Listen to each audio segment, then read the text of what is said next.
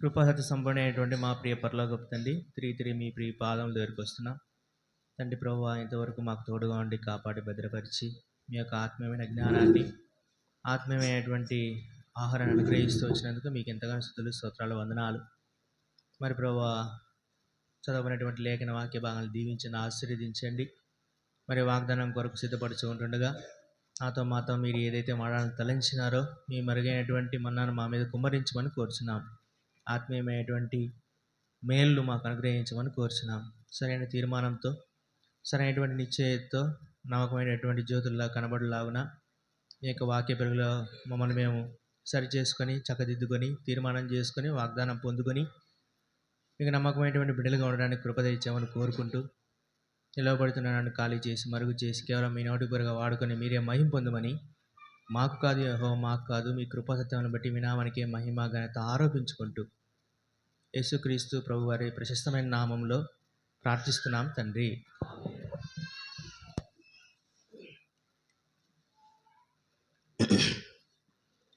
చాలా లేట్ అయిపోయింది కదా, కాదా? లేట్ అయిందా కాలేదా? చెప్పాలా? కాలేదంటే టైం తీసుకుంటా, అయిందంటే తొందరగా ముగిస్తా. అయిందా కాలేదా? మీరు ఏం చెప్పరా? సరే, ప్రకటన గ్రంథం 21వ అధ్యాయం 5వ వచనం. మరి ఇక్కడ రాయబడినటువంటి మాటను గమనించినట్లయితే, ఇదిగో సమస్తమును నూతనమైనవిగా చేయుచున్నాను. ప్రకటన గ్రంథానికి ఒక ప్రాముఖ్యమైనటువంటి అంటే ఏంటంటే సిగ్నిఫికెంట్ ఇంపార్టెన్స్ అంటారు. అంటే ప్రాముఖ్యత సపరేట్గా ఉందన్నమాట. ప్రకటన, దానియేలు చాలా ప్రాముఖ్యమైనవి. 4 అధ్యాయాలలో సాతాను ఉండడు. ఆ అధ్యాయాలు ఏంటి చెప్తారా? పరిశుద్ధ గ్రంథంలో 4 అధ్యాయాల్లో సాతాను ఉండడు. చెప్తారా ఎవరన్నా?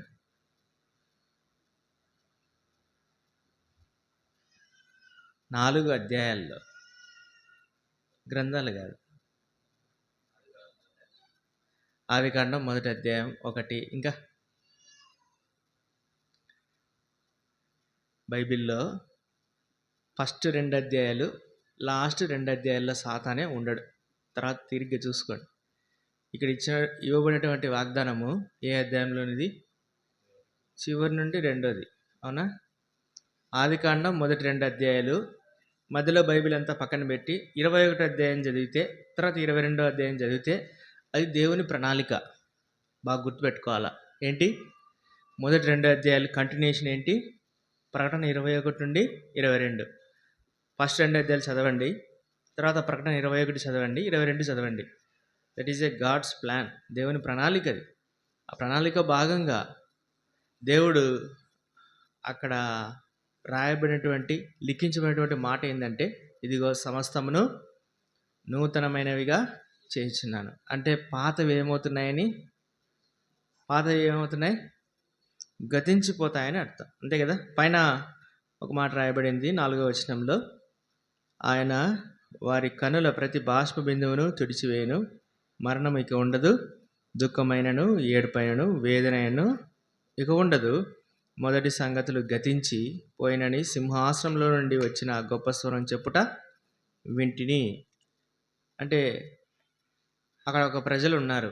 ఎవరు వాళ్ళు అంటే మలాకీ గ్రంథం 2వ అధ్యాయం, త్వరగా మలాకీ గ్రంథం 2వ అధ్యాయం 15వ వచనం. వాళ్ళకి ఒక పేరు ఇవ్వబడతా ఉంది. మలాకీ గ్రంథం 2వ అధ్యాయం 15వ వచనం. దైవాత్మ నొందిన వారు.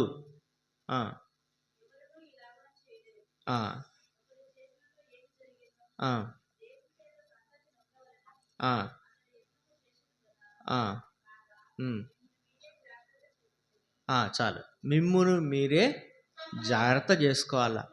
దేవుడు ఇదిగో సమస్తమును నూతనమైనవిగా చేస్తున్నాను అంటే పాతవి గతించిపోతున్నాయని అర్థం. పాత దానిలో ఎవరెవరు ఉన్నారంటే నీవు, నేను, మనం ఉన్నామా? ఇందాక స్కిట్ చేస్తా పిల్లలు ఒక పాట పాడారు. ఏమని? 2వది అనుకుంటా, మధ్యాకాశంలో ఎత్తబడతారు బుద్ధిగల కన్యకలు, బుద్ధి లేని కలయికలు అని చెప్పి పాట పాడుతూ వచ్చారు. తెలుసా మీకు అది నిజంగా? ప్రకటన గ్రంథం ఐడియా ఉందా మీకు? పాట వరకేనా? దానియేలు గ్రంథం 9వ అధ్యాయం 2వ వచనం, రెఫరెన్స్ వద్దులే, తీయొద్దండి, టైం అయిపోతుంది. దానియేలు గ్రంథం 9వ అధ్యాయం 2వ వచనంలో 24 నుంచి 27 వచనాల్లో 70 వారాల లెక్క ఉంది. దానియేలు గ్రంథం ఎవరి కోసం రాయబడింది అంటే గిన ఇశ్రాయేల్ ప్రజల కోసం రాయబడింది. ఆ 70 వారాల లెక్క పూర్తి అవ్వాలా. 69 వారాలు మాత్రమే పూర్తయింది.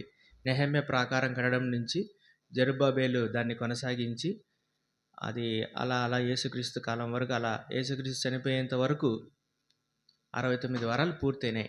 ఒక వారం పెండింగ్ ఉంది. ఒక వారం అంటే 7 రోజులు. ఒక రోజు అంటే బైబిల్ ప్రకారం చెప్పండి 1000 సంవత్సరాలు. ఇంకొక అర్థం, ఒక రోజు ఒక వారము, ఒక వారానికి 7 రోజులు. 7 రోజులు అంటే 7 సంవత్సరాలు. 7 సంవత్సరాలు. 69 వారాలు పూర్తయింది. 70వ వారం పూర్తి అవ్వాలా. అది పూర్తి కాకుండా మధ్యలో వచ్చిందే సంఘం. ఆ సంఘంలో ఎవరున్నా అంటే నీవు, నేను, మనం.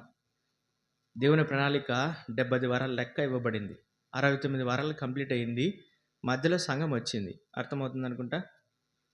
సంఘం వచ్చింది. సంఘకాలం ఇప్పుడు జరుగుతూ ఉంది. సంఘకాలంలో చివరి దినాల్లో ఉన్నాం. రాకడ సమీపంగా ఉండే దినాలు. తెసలోనిక సంఘానికి ఒక ప్రాముఖ్యత ఉంది. చెప్తారు ఎవరన్నా? తెసలోనిక ప్రజలకు పౌలు రాస్తూ దేవుని రాకడ గురించి ఇవ్వబడినటువంటి సూచనలన్నీ తెసలోనిక సంఘానికే ఉంటాయి. మీ సంఘం గురించి మీకు తెలుసుకోకపోతే ఎట్లా? రాకడను గురించినటువంటి ప్రత్యక్షత ఇవ్వబడినటువంటి సంఘం ఏంటంటే తెసలోనిక సంఘం. 69 వారాలు కంప్లీట్ అయిన తర్వాత 70వ వారం కంప్లీట్ అవ్వాలి. ఆ 70వ వారం కంప్లీట్ అయ్యేదానికన్నా ముందు ఎవరు వచ్చారు? సంఘం వచ్చింది. సంఘం ఎత్తబడి మధ్యాకాశంలోకి వెళ్తారు. మధ్యాకాశంలోకి వెళ్ళినప్పుడు 7 సంవత్సరాలు ఆ లెక్క పూర్తవుతుంది ఇక్కడ భూమి మీద. విడవబడిన వారు ఏమవుతారంటే కన్నా శ్రమలు, 3.5 సంవత్సరాలు మామూలు శ్రమలు, 3.5 సంవత్సరాలు భయంకరమైనటువంటి శ్రమలు. అప్పుడే, ఇది బాగా గుర్తుపెట్టుకోండి, అప్పుడే 666వ ముద్ర. మరి ఎత్తబడిన సంఘం ఎక్కడుంటుంది? మధ్యాకాశంలో ఉంటుంది. తెసలోనికీయులకు రాసిన పత్రికలో రాయబడింది. తర్వాత 4:16లో అది మధ్యాకాశంలోకి ఎత్తబడేది. ప్రకటన 20లో ఏముంది అంటే పెండ్లి విందు ఉంటుంది. పెండ్లి విందు 7 సంవత్సరాలు పెండ్లి విందు. ఎత్తబడిన వారు పెండ్లి విందులో ఉంటారు. విడవబడిన వారు శ్రమలు. ఆ పెండ్లి విందు తర్వాత ఏమవుతుందంటే హర్మగిద్దోన్ వారు జరుగుతుంది. యుద్ధం జరుగుతుంది, ఒక యుద్ధం. ఆ యుద్ధం తర్వాత 1000 ఏళ్ల పాలన. 1000 ఏళ్ల పాలన తర్వాత గోగు మాగోగు యుద్ధం. ఆ యుద్ధం తర్వాత నిత్యత్వం. ఇది గాడ్స్ ప్లాన్. ఇవన్నీ జరిగిన తర్వాత ఎప్పుడు? 20వ అధ్యాయం ప్రకటన 20లో కింద చివరి వచనం చదవండి. ప్రకటన 20వ అధ్యాయం చివరి వచనం, ఎవని పేరైనను జీవగ్రంథమందు వ్రాయబడినట్టు కనబడిన ఎడల వాడు అగ్నిగుండంలో వేయబడును. ఇదంతా జరిగిన తర్వాత ఎప్పుడు? 1000 ఏళ్ల పాలన అయిపోయి తర్వాత ఏమవుతుంది? గోగు మాగోగు యుద్ధం జరిగిన తర్వాత నిత్యత్వంలోకి వెళ్ళినప్పుడు దేవుడు చెప్పినటువంటి మాట ఇది. అర్థమైంది అనుకుంటా ఎందుకు ఇంత చెప్పాల్సి వచ్చిందో. ఎప్పుడు చెప్పినటువంటి మాట? ఇదిగో సమస్తమును నూతనమైనవిగా చేయించున్నాను. ఇది ప్రణాళిక. ఇది దేవుడు ఏర్పరచుకున్నటువంటి ప్రణాళిక. మరి ఎవరి కోసం అంటే దైవ సంతతి గలవారి కోసం. హెబ్రీయులకు రాసిన పత్రిక 11వ అధ్యాయం 16వ వచనం. హెబ్రీయులకు రాసిన పత్రిక 11వ అధ్యాయం 16వ వచనం. అయితే వారు మరీ శ్రేష్టమైన దేశమును అనగా పరలోక సంబంధమైన దేశమును కోరుచున్నారు. అందుచేత తాను వారు దేవుడనని అనిపించుకొనుటకు దేవుడు వారిని గూర్చి సిగ్గుపడడు. ఎలైనగా ఆయన వారి కొరకు ఒక పట్టణము సిద్ధపరిచి ఉన్నారు. ఎవరు వెళ్తారు అంటే పరలోకానికి? దేవుని ప్రేమించేటువంటి వారు, ఆ పట్టణం కోసం ఎదురు చూసేటువంటి వారు. హెబ్రీయులకు రాసిన పత్రిక 11వ అధ్యాయంలో విశ్వాస వీరుల జాబితా ఉంది. వీరంతా ఎవరి కోసం ఎదురు చూశారు? ఆ పునాదులు గల పట్టణం కోసం ఎదురు చూశారు. ఆ పట్టణం ఎప్పుడు వస్తుందంటే గిన 21 అధ్యాయంలో వస్తుంది. అందుకే దేవుని వాక్యం సెలవిస్తూ ఉంది, పరలోకంలో వారి యొక్క స్థితిని, వారు ఎటువంటి స్థితిలో ఉన్నారు, వారి కన్నుల ప్రతి బాష్ప బిందువుని నేను తుడిచివేయను, మరణముకి ఇక ఉండదు. మరణమే ఉండదన్నమాట. ఒక చిన్న డౌట్, మనం ఇప్పుడు ఎక్కడున్నాం?